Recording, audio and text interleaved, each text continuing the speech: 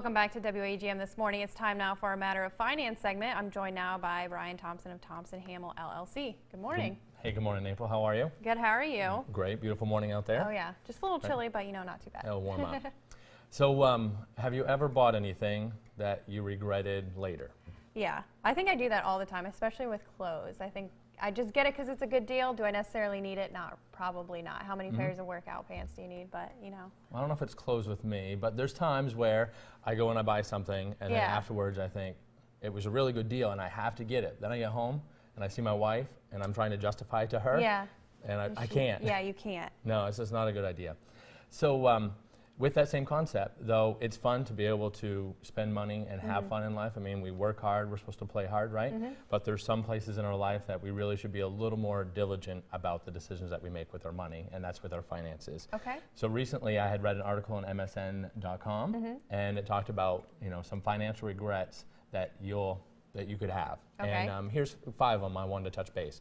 So one is borrowing from your 401k, putting off savings for retirement, avoiding the stock market, claiming Social Security early, and passing up on financial advice. So let's touch on each of those real quick. So one, borrowing from your 401k. Well, it's your money, right? Yeah. It's tempting. Yeah. But when you go to do that, you're borrowing from yourself.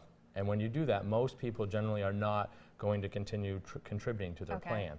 So you're missing out putting money in retirement. And then you're putting, if you have an employer match, you're missing out on that too. And during that time frame, you're going to pay interest on your own money, and later you're going to end up paying taxes on that money again too. So really not a good idea. Not a good idea to do. Another one is putting off saving for retirement. I hear people say all the time, "I'll put more money away when I make more money." Yeah. Okay. And really, what should be happening is people like you in your 20s, and people early in their career, they should be diligent about putting some money away. If they have an employer's match. Take advantage of that, and they'll be very surprised on how well that will really jumpstart them in putting together retirement savings, so that when you're not in your 40s and 50s, you're really having to play catch up. Okay. Avoiding the stock market. So stock market can be pretty risky for people. You know, it has its ups and downs, but we like to take the stance that it's risky not putting your money into the stock market. And you know, since the 1920s, on average, the stock market has performed an average of 10%. Since that, each year since then. You know, bonds, CDs, bank accounts, even your mattress can't do 10%. Yeah. Okay.